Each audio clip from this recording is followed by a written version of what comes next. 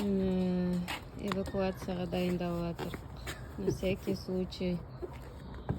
Мынандай қайық шықты біздің гараждан.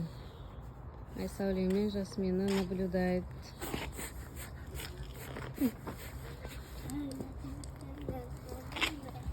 Может помочь?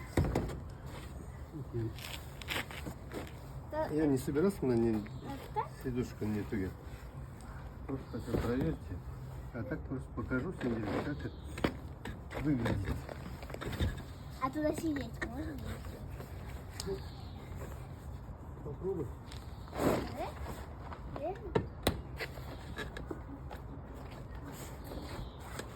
А не упаду, я боюсь. Можешь упасть.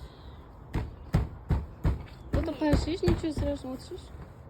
Это Что это кажется, как с деньжаком. А так до конца грести А, не упадешь, конечно.